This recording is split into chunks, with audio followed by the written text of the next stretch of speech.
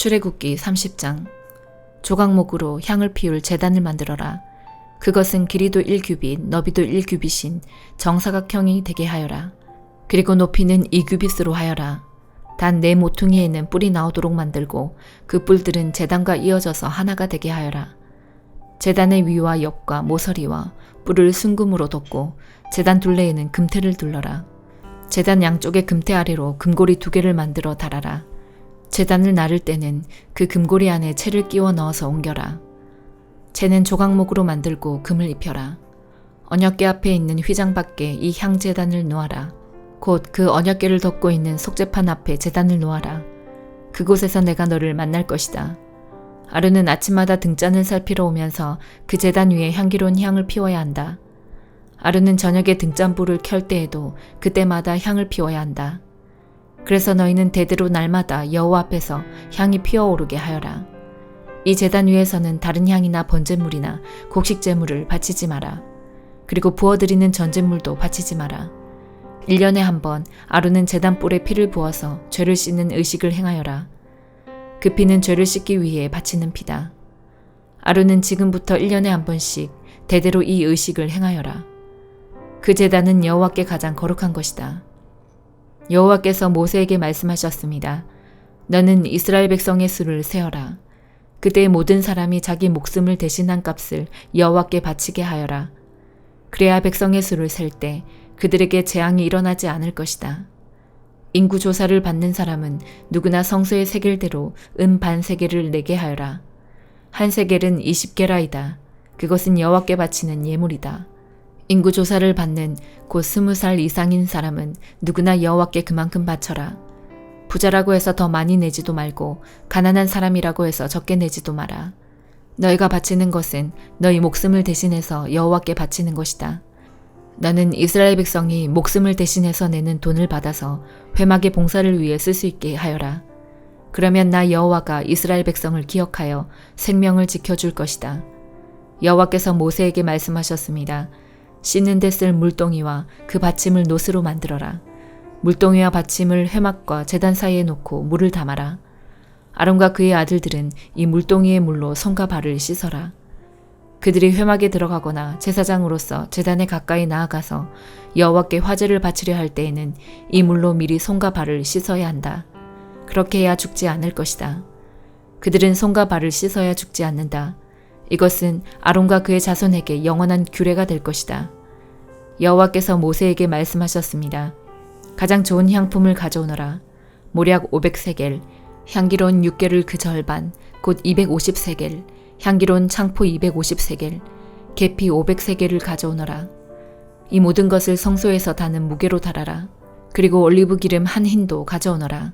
이 모든 것을 향료를 만들 때처럼 섞어서 거룩한 기름을 만들어라. 그것이 거룩히 구별하는 데 쓰이는 기름이 될 것이다. 너는 그것을 회막과 내 언약이 들어있는 언약궤에 발라라. 상과 그 모든 기구, 등잔대와 그 기구, 향을 피우는 제단에도 발라라. 그리고 번제단과 그 모든 기구에도 바르고 물동이와 그 받침에도 발라라. 이 모든 것을 거룩히 구별하여서 가장 거룩하게 하여라. 이 모든 것에 닿는 것이 다 거룩해질 것이다. 아론과 그의 아들들에게 기름을 발라서 거룩히 구별하여라. 그래서 나를 섬기는 제사장이 될 수 있도록 하여라. 이스라엘 백성에게 이렇게 말하여라. 이것은 지금부터 대대로 나의 거룩한 기름이 될 것이다. 이것은 사람이나 물건을 거룩히 구별할 때에 쓸 것이다. 보통 사람의 몸에는 그것을 붓지 마라. 이 기름을 만드는 것과 같은 방법으로 다른 기름을 만들어서도 안 된다. 그것은 거룩한 것이므로 너희도 그것을 거룩히 여겨라. 누구든지 그런 기름을 만들거나 그것을 제사장이 아닌 사람에게 붓는 사람은 백성 중에서 끊어질 것이다. 여호와께서 모세에게 말씀하셨습니다. 너는 향품들을 가져오되 수압향과 나감향과 풍자향과 순수한 유향을 가져오너라. 그리고 그것들을 같은 분량으로 섞어라. 너는 향을 만들 때 향료를 만들 때처럼 만들어라. 거기에 소금을 쳐서 깨끗하고 거룩하게 하여라. 그 중에서 얼마를 빻아 고운 가루로 만들고 그 중에서 얼마를 회막에 있는 언약궤 앞에 놓아라. 그 향은 너희에게 가장 거룩한 것이다. 너희는 이런 방법으로 이 향을 만들어서 너희 마음대로 쓰면 안 된다. 너희는 그것을 여호와께 가장 거룩한 것으로 여겨라. 누구든지 그것을 향료로 쓰려고 만드는 사람은 백성 중에서 끊어질 것이다. 요한복음 9장. 예수님께서 걸어가실 때 나면서부터 앞 못 보는 사람을 보셨습니다. 예수님의 제자들이 예수님께 물었습니다. 선생님, 이 사람이 이렇게 앞 못 보는 사람으로 태어난 것이 누구의 죄 때문입니까? 이 사람 때문입니까? 아니면 그의 부모 때문입니까? 예수님께서 대답하셨습니다. 이 사람이나 그의 부모가 죄를 지어 이렇게 된 것이 아니다. 이 사람이 나면서부터 앞을 보지 못한 것은 하나님의 일을 그 사람의 생애를 통해 나타내기 위해서이다. 우리는 낮이 계속되는 동안 나를 보내신 분의 일을 계속해야 한다. 아무도 일할 수 없는 밤이 올 것이다. 내가 세상에 있는 동안 나는 세상의 빛이다. 예수님께서는 이 말씀을 하신 후 땅에 침을 뱉어 그것으로 진흙을 만드셨습니다. 그리고 그 진흙을 앞을 보지 못하는 사람의 눈에 발랐습니다. 예수님께서 그 사람에게 말씀하셨습니다. 실로암 샘에 가서 씻어라. 실로암은 보냄을 받았다라는 뜻입니다. 그 사람은 샘으로 가서 씻었고 앞을 보게 되어 돌아왔습니다. 그 사람의 이웃이나 전에 이 사람이 구걸하던 것을 본 적이 있던 사람들이 물었습니다. 이 사람은 앉아서 구걸하던 사람이 아니냐? 맞아. 이 사람이 그 사람이다 라고 말하는 사람이 있었는가 하면 아니야. 이 사람은 전에 구걸하던 사람이 아니야. 단지 그와 비슷한 사람일 뿐이야 라고 우기는 사람도 있었습니다. 그러나 그 남자는 내가 바로 그 사람입니다 라고 말했습니다. 그래서 사람들이 그 사람에게 물었습니다. 도대체 당신은 어떻게 눈을 뜨게 되었소? 그 사람이 이렇게 대답했습니다. 예수라고 하는 분이 진흙을 만들어 그것을 내 눈에 바르고 실로암 샘에 가서 씻으라고 말씀하셨습니다. 내가 가서 씻었더니 보게 되었습니다. 사람들이 물었습니다. 그 사람이 지금 어디에 있어? 그 남자는 나도 모릅니다 라고 대답했습니다. 사람들은 전에 보지 못했던 사람을 바리새인들에게 데려갔습니다. 예수님께서 진흙을 만들어 그 사람의 눈을 뜨게 해준 날은 안식일이었습니다. 바리새인들은 다시 그 남자에게 그가 어떻게 보게 되었는지를 물었습니다. 그 사람이 이렇게 대답했습니다. 그분이 진흙을 내 눈에 발랐습니다. 내가 씻었더니 보게 되었습니다. 바리새인 중에는 이 사람이 안식일을 지키지 않으므로 그는 하나님께로부터 온 사람이 아니다 라고 말하는 사람이 있었습니다. 한편 어떤 사람은 죄인이 어떻게 이와 같은 표적을 행할 수 있겠습니까? 라고 말하였습니다. 그래서 바리새인들 사이에 편이 갈렸습니다. 바리새인들은 그 남자에게 다시 물었습니다. 그분이 당신의 눈을 뜨게 하였는데 당신은 그 사람에 대해 어떻게 생각합니까? 그 남자가 대답했습니다. 그는 예언자입니다. 유대인들은 그 남자가 전에는 앞을 보지 못했는데 이제는 보게 되었다는 사실을 믿지 않았습니다.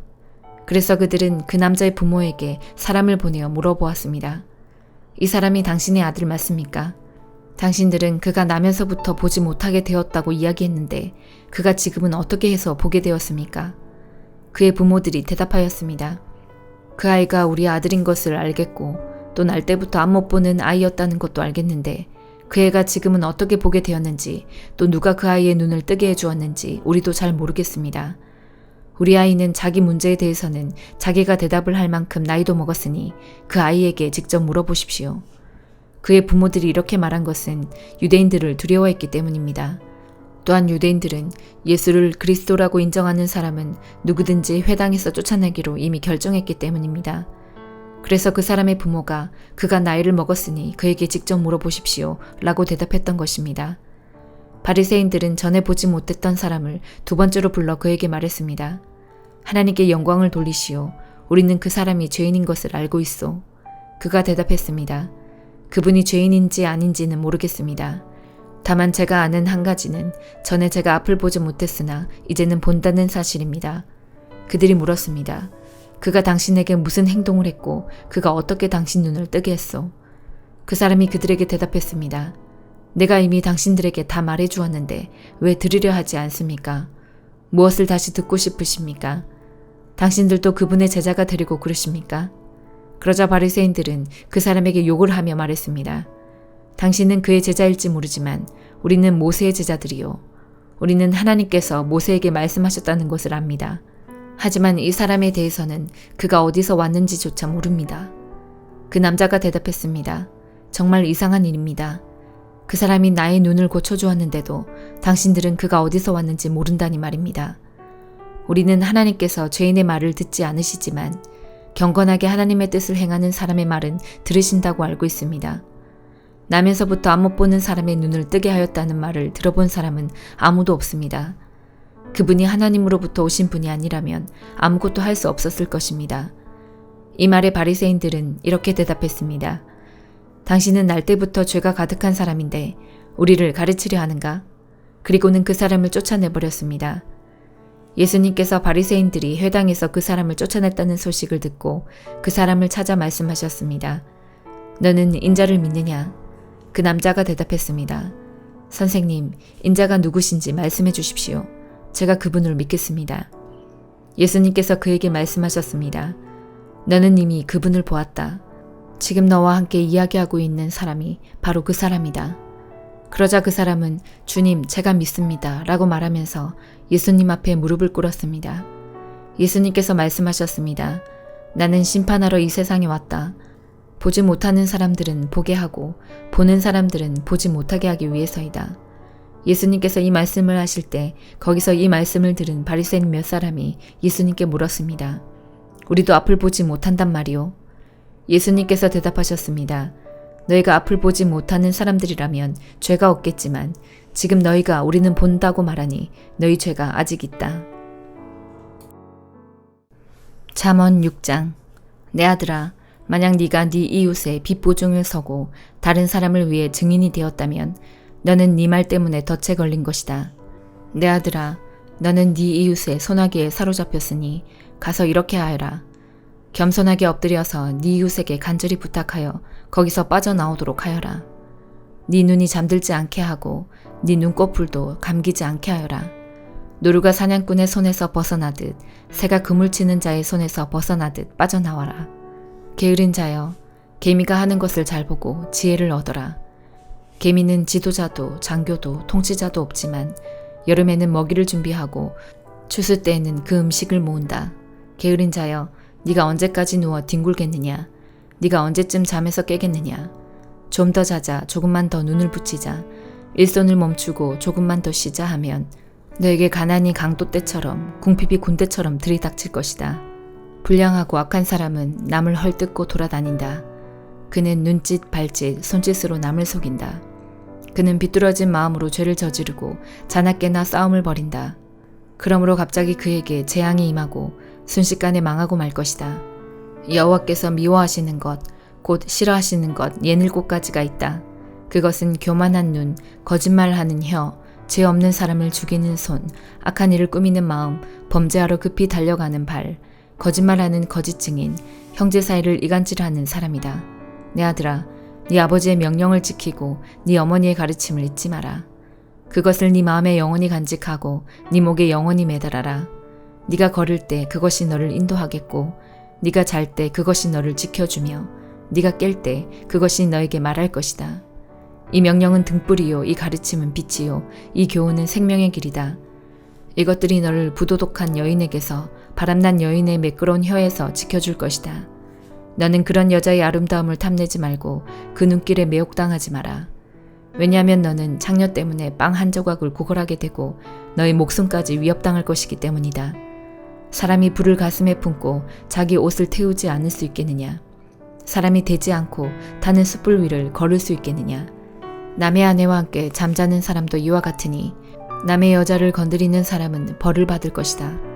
허기진 배를 채우기 위해 도둑질하면 용서를 받을 수는 있으나 훔치다 잡히면 7배를 갚아야 하고 돈이 없으면 자기 집에 좋은 것들을 모두 주어야 할 것이다. 그러나 간음하는 자는 정신이 나간 사람으로 자기 영혼을 망치는 사람이다. 그런 일을 하다가 잡히는 사람은 매를 맞고 수치를 당하여 그 부끄러움이 영원히 지워지지 않을 것이다. 그 남편이 질투심에 불타 보복할 때 눈에 무엇이 보이겠는가? 아무리 많은 보상이나 온갖 선물을 준다 해도 그 분노가 풀리지 않을 것이다. 갈라디아서 5장. 그리스도께서 우리를 회방시키셔서 우리는 자유롭게 되었습니다. 그러므로 굳게 서서 다시는 율법의 종이 되지 마십시오. 나 바울의 말을 들어보십시오. 여러분이 할례를 받고 율법으로 돌아간다면 그리스도는 여러분에게 아무런 도움이 되지 못합니다. 내가 다시 모든 사람에게 경고합니다. 여러분이 만약 할례를 받는다면 여러분은 율법 전체를 지켜야 합니다. 여러분이 율법을 지켜서 의롭다함을 얻으려 한다면 여러분은 그리스도에게서 끊어지고 하나님의 은혜에서 멀어지게 됩니다. 그러나 우리는 성령의 도우심을 받아 믿음으로 의롭다 여김을 받는 이 소망을 간절히 기다립니다. 우리가 그리스도 예수 안에 있다면 할례를 받았느냐 받지 않았느냐는 중요하지 않습니다. 중요한 것은 사랑으로 말미암아 나타나는 믿음뿐입니다. 여러분은 지금까지 잘 달려왔습니다. 그런데 누가 여러분을 막아 진리를 따르지 못하게 합니까? 그런 유혹은 여러분을 부르신 분에게서 나오지 않았습니다. 조심하십시오. 적은 누룩이 반죽 모두를 부풀게 합니다. 그러나 나는 여러분이 그런 다른 생각들을 따르지 않을 줄로 믿습니다. 누구든지 여러분을 혼란하게 하는 사람은 심판을 받을 것입니다. 형제들이여, 나는 할례를 받아야 한다고 가르치지 않습니다. 내가 할례를 가르친다면 어째서 아직도 박해를 받겠습니까? 내가 지금까지 할례를 가르쳤다면 십자가를 전하는 어려움도 사라졌을 것입니다. 여러분을 어지럽히는 사람들은 차라리 스스로 고자가 되어버리는 것이 좋겠습니다. 형제들이여, 하나님께서 여러분을 부르셔서 자유인이 되게 하셨습니다. 그러나 그 자유를 육체의 욕망을 채우는 기회로 삼지 말고 사랑으로 서로 섬기십시오. 모든 율법은 네 이웃을 네 몸과 같이 사랑하여라 하신 한 계명 속에 다 들어 있습니다. 여러분이 서로 해치고 헐뜯는다면 양쪽 다 멸망할 테니 조심하십시오. 그러므로 내가 말합니다. 성령을 따라 사십시오. 그러면 육체의 욕망을 따라 살지 않게 될 것입니다. 육체의 욕망은 성령을 거스르고 성령이 바라시는 것은 육체의 욕망을 거스릅니다. 이 둘은 서로 반대되는 것이므로 여러분의 욕망대로 살 수 없게 합니다. 성령께서 이끄시는 대로 살면 여러분은 율법 아래 있지 않게 됩니다. 육체가 하는 일은 분명합니다. 곧 음행과 더러움과 음란과 우상 섬기기와 마술과 미움과 다툼과 질투와 화내기와 이기심과 편가르기와 분열과 시기와 술 취하기와 흥청거리는 잔치와 같은 것들입니다. 전에도 경고했지만 이제 다시 경고합니다. 이런 일을 하는 사람은 하나님의 나라에 들어가지 못합니다. 그러나 성령의 열매는 사랑과 기쁨과 평화와 오래 참음과 자비와 착함과 성실과 온유와 절제입니다. 이런 것들을 금지할 율법이 없습니다. 그리스도 예수께 속한 사람은 자기 육체를 정욕과 욕망과 함께 십자가에 못 박았습니다. 우리가 성령으로 새 생명을 얻었으므로 성령을 따라 살아야 합니다. 그리고 교만하지 말고 서로 다투거나 시기하지 말아야 합니다. 아멘.